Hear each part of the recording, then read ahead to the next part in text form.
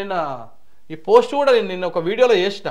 ఎవరి ఫ్యూచర్ కనపడతా ఉందో ఇక్కడ చూడండి. చెరిపితే చెరిగే చరిత్ర కాదు, చెరిపితే చెరిగే చరిత్ర కాదు అతనిది అని చెప్పేసి ఒక పాట పెట్టి నిన్న ఫ్యూచర్ సిటీ ప్రారంభించిన సందర్భంగా మన కొండలరెడ్డి గారు, అంటే రేవంత్ రెడ్డి గారి వాళ్ళ సొంత తమ్ముడు, రేవంత్ రెడ్డి గారి తమ్ముడు కొండలరెడ్డి గారు ఆనందం సంభ్రమాశ్చర్యంతో ఆనందంతో ఒక పోస్ట్ వేసిండు. చాలా కాలం తర్వాత ట్విట్టర్లో పెద్దగా యాక్టివ్ ఉండకపోయినా కానీ ఆ ట్వీట్ వేసిండు.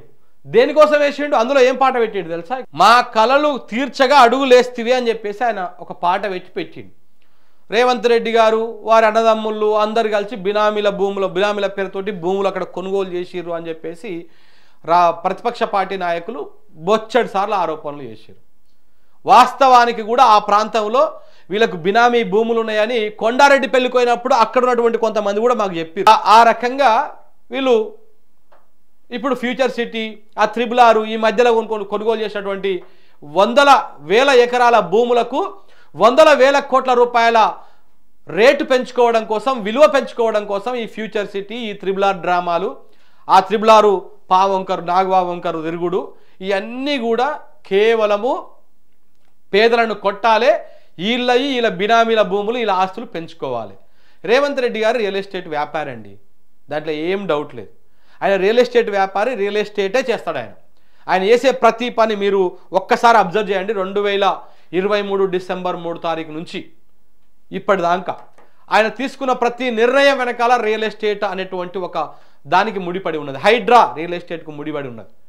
రియల్ ఎస్టేట్ పెరగడానికి కదా హైడ్రా, రియల్ ఎస్టేట్ తగ్గించడానికి, భూముల ధరలు భయంకరంగా తగ్గించడానికి. ఎందుకంటే మనము, మన అనుచరులు, మన బినామీలు వందల వేల ఎకరాల భూములు కొనుగోలు చేయాలి కదా అగ్వకు సగ్వకు. దానికోసమే హైడ్రా ఎందుకు వచ్చింది? ఒకవైపు వెంచర్లని, పెద్ద పెద్ద బిల్డర్లను బెదిరించాలి, ఆ మూటలు రావాలి. ఇంకొక వైపు ఏమో పేదోళ్ళ గుడిసెలు ఊలగొట్టాలి.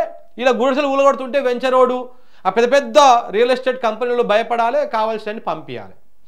పంపించినోడు చెరువులు కట్టినా పర్లేదు, చెరువు కూడవోసి కట్టినా పర్వాలేదు, రంగనాథ్ కళ్ళు కనపడవు, రేవంత్ రెడ్డి గారికి కళ్ళు కనపడవు, హైడ్రాకు అటు సైడ్ కూడా పోదు. అది తెచ్చినటువంటి ఇంటెన్షన్ అదే. మెట్రో రైలు అక్కడికి ఉన్నటువంటిది రద్దు చేసి అలైన్మెంట్లు మార్చారు. ఏది విమానాశ్రయానికి ఉన్నటువంటి మెట్రో రైలుని రద్దు చేసి కొన్ని అలైన్మెంట్లు మార్చారు. దేనికోసము? రియల్ ఎస్టేట్ లింక్ ఉంటుంది దాని వెనకాల. ఎవరి భూములు పెంచుకోవడం కోసము?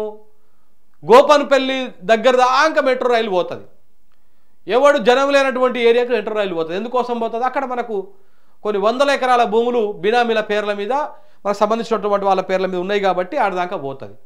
మీరు చూడండి, మొత్తం రియల్ ఎస్టేట్కు లింక్ అయ్యే ఉంటుంది ఆయన చేసే ప్రతి పని.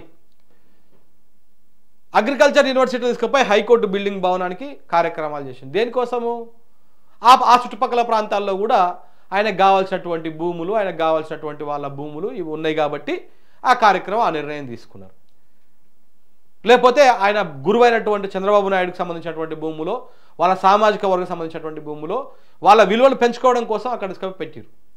విద్యార్థులు వద్దంటున్న అక్కడ అరుదైన జాతి పక్షులు, క్రిములు, కీటకాయలు, రకరకాల చెట్లు ఇవన్నీ ఉంటాయి. ఈ అగ్రికల్చర్ ల్యాండ్ తీసుకోవద్దని చెప్పేసి వాళ్ళు మొరబెట్టుకున్న, ఆందోళన చేసిన, వాళ్ళ మీద లాఠీ చార్జీలు చేసి, వాళ్ళని కొట్టి, వాళ్ళని అరెస్టులు చేసి, భయభ్రాంతులకు గురి చేసి మీరు చేసిన కార్యక్రమం గది. ఎవరి కోసం చేస్తూ ఉంటుంది అంతా కూడా. ఈ ఫ్యూచర్ సిటీ కూడా ఎవరి ఫ్యూచర్ కోసం చేస్తారో అర్థమైతేనే ఉంది, చూస్తుంటే చాలా స్పష్టంగా అర్థమైపోతూ ఉంది.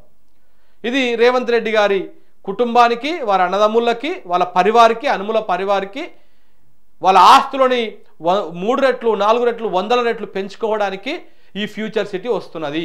ఇంతకు మించి ఇంకొకటి లేనే లేదు. ఈ ఫ్యూచర్ సిటీ కేవలము వీళ్ళ ఆస్తులు పెంచుకోవడానికి. ఆడ ఉన్నటువంటి భూములు అందరూ గుంజుకొని, ఇప్పటికీ ఒక 15,000 ఎకరాల భూములు ఉన్నాయి, ఇంకొక 15,000 ఎకరాల భూములు గుంజుకుంటారంట. ఇంకా కూడా ఆ ప్రాంతంలో అందరూ గుంజుకుంటారు, వాళ్ళని బికారోలం చేస్తారు. ఆ సిటీ ఒకళ్ళు కడితే దాంట్లో కూలీలకు, అడ్డా కూలీల కింద వాళ్ళు మారిపోతారు. వీళ్ళేమో వందల వేల కోట్లకు పడగలెత్తి రాజకీయంగా మన మీద చెలాయిస్తూ ఉంటారు. ఇది జరుగుతున్నటువంటి వ్యవహారం. ఇది అర్థం చేసుకోవాలి మనం. లేకపోతే ఇట్లా పట్టుకొమ్మలు అవుతారు, అభివృద్ధి కొమ్మలు అవుతారు అని చెప్పేసి పాటలు పెట్టుకొని, ఈ పాటలు పట్టుకొమ్మలు కావు, తొట్టుకొమ్మలు కావు. ఇవి కేవలము సంపాదించుకునే కొమ్మలు మాత్రమే. ఈ 5 ఏళ్ల కోసం వచ్చినటువంటి వాళ్ళు ఈ రకంగా అది చేస్తారు.